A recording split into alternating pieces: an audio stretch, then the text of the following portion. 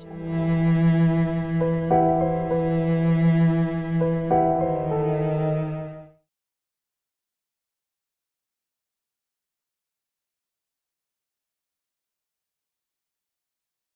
they get in there and they get out and they say, I got to go home to my wife. And they just had sex with another woman, you know. But women, they don't do that. You don't see no women, you know, going to no male strip club, going to the champagne room, because they've been taught either by their mother or just from other women that that's not ladylike. Yeah.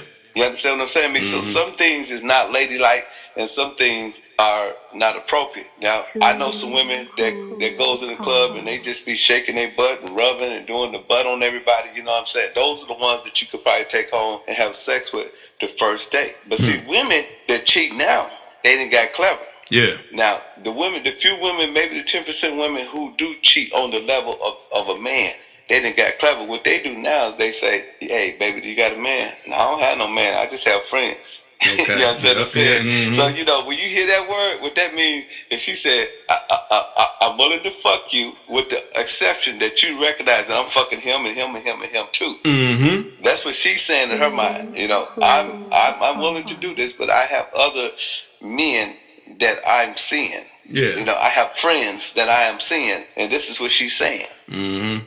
And if you're not intelligent, then you won't understand exactly what she's saying. Yeah. But most men know what that means. That means like, okay, she's a wiener hookup. I get my wiener hooked up with her. You see what I'm saying? Mm-hmm. And that's what she is. She's a wiener hookup. And that's how dudes perceive those type. And women, you know, especially in the 21st century, they use that kind of regularly now. You know, you hear that a lot. You know, I don't have a man, I have friends. Yeah. She don't say friend, she say friends. And those are the women who are willing to have multiple sex partners, with the exception that you and I is only a friend. Mm-hmm. And most guys who really accept that, either, you know what I'm saying, they just trying to get a release, she a bad chick, you know what I mean, they want to hit it and quit it, or, you know, yada, yada, yada. Every now and then she might pick one of those guys out of her 7 or 8 friends and say, this life ain't cool, I'm just going to be with this dude. Yeah. You understand what I'm saying? Mm-hmm. So that, you know, those are, you know, things that are variables and things that we can consider. But, you know, yeah, man, you know, I think it's just primarily men have a release problem. You know, they have a problem with that little man, you know, downstairs. Their little head beat out their big head. You know, and it's easier and it's more convenient to go and call somebody on a back page and, you know, and tell them, hey, look, I want to hook up with you. And then, you know, you hook up with them and you never see them again. That's better than, you know what I'm saying, me having a relationship with Shirley, who works at the corporation, who's the assistant, and, you know, you and her then got acquainted, and she like you and you like her, and, you know, all of a sudden you working late and you're not coming home on time, and, you know, you and Shirley got dinner dates until, you know, one day your girl pop up on you and be like, I knew y'all was doing this shit. You know, you ain't no good, nigga. You's a no good nigga. So, you know what I'm saying? That's especially for a man who's married and has established, you know, a home, got a 30-year mortgage, you know, got 2 or 3 car notes, got kids in school, 1 or 2 in college. He can't afford to be messing with Shirley or Sherry or whoever, you know, or Nancy. He can't afford to do that because he don't want to lose what he established, because, you know, sometimes in the honeymoon of a relationship there is some type of commitment, there is some type of loyalty, you know, and I think most men start off like that. But, you know, I think in the course of a relationship, having sex with a woman, you know, so long, you know, I think that, you know, the women, you know, tend to, you know, want to have sex less, you know what I'm saying? And that can, or, you know, she may not be, it may not feel the same. You know what I mean? You know, she might not be, you know, she might not be as sexually aggressive as she was when y'all first got together. So that may make you, or she may get fat. Yeah. You know, I know some guys that got wives and they used to look beautiful. Mm-hmm. All of a sudden, you know what I'm saying? It seemed like they swallowed a balloon and blew up. You know what I mean? And they just got totally obese. And he like, you know, baby, I love you. But in his mind, he said, baby, I love you, but you didn't got too goddamn fat. But it's too late, though. We got 6 kids. We got a mortgage, and we got 3 or 4 car notes. Yeah.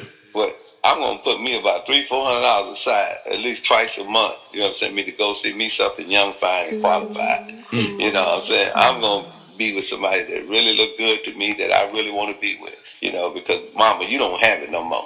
You know what I'm saying? You tore up from the flow up. You know what I mean? Yeah. So yeah, those type of situations happen. Then you just got guys that just been players all their life. Yeah. And then they meet a woman and they think that this is the woman that they want to be with.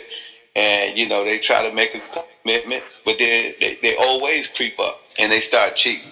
Yeah. Because they just, so I know a lot of dudes, man. I know you probably know these type of dudes too. They feel that they God's gift to women. Yeah. And they feel that every woman like them. Mm-hmm. So what they do is they try every woman. They flirt with every woman. They always trying to,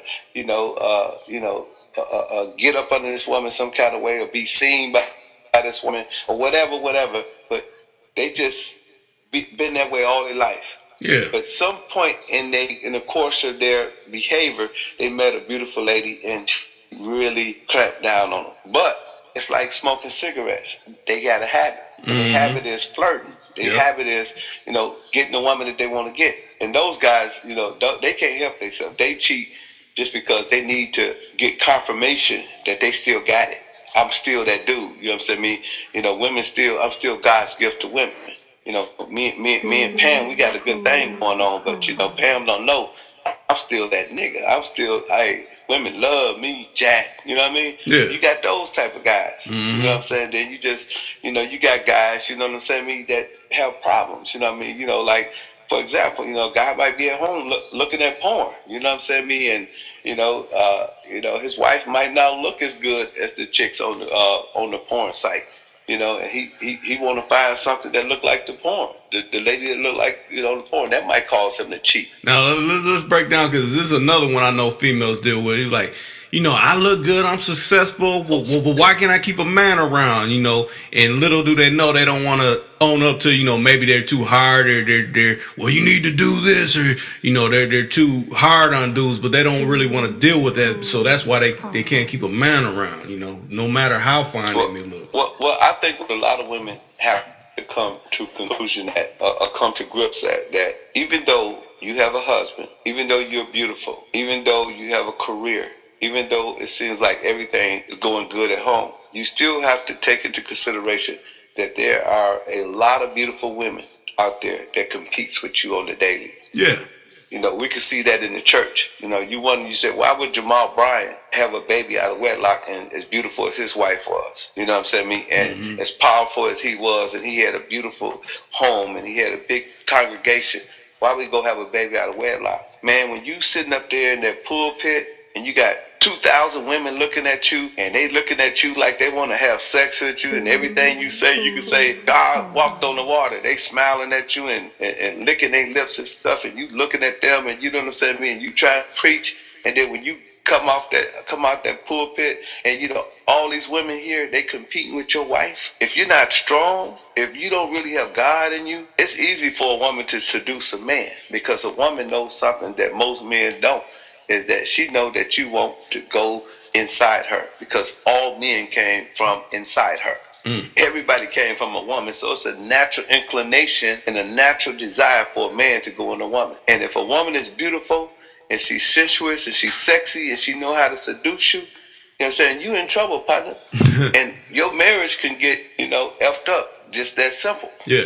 And and that's just in the church. What about the guys that work in the office? And you got 5 or 6 young ladies in there that's single, and you the company president.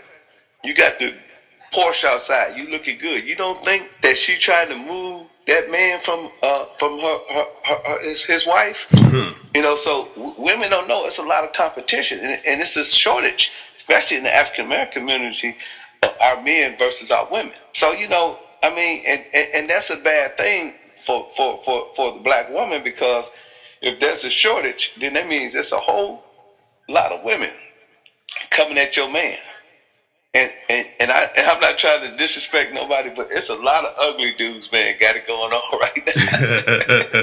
No disrespect. Hey, I don't know what ugly is, but it's a lot of ugly dudes. You know what I'm saying, me got 3 or 4 women, and they talk to those women like they ain't nothing. They talk to them like they dirt.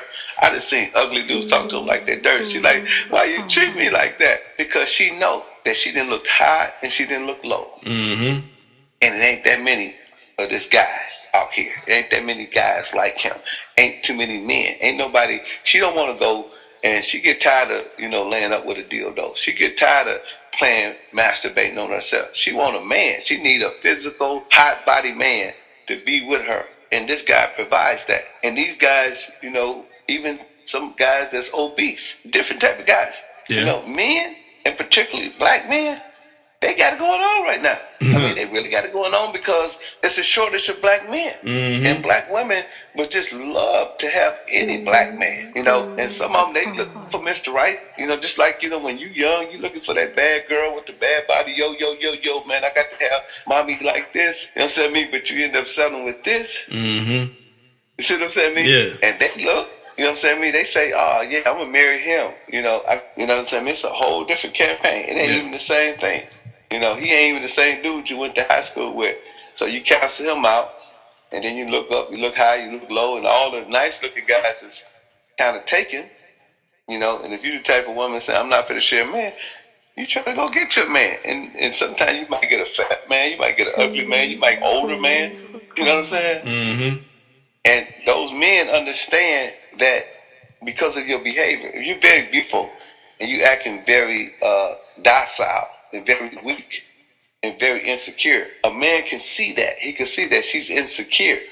She needs me. She wants me. So he's going to, take advantage of that. It might start off like going over a friend's house and staying gone for an hour. Then he may stay gone for 2 hours. And once he see that you would accept anything because you're so desperate to have a man, then he do all kind of shit because he gonna get away with it, and you ain't gonna say nothing because you just want that man in your household.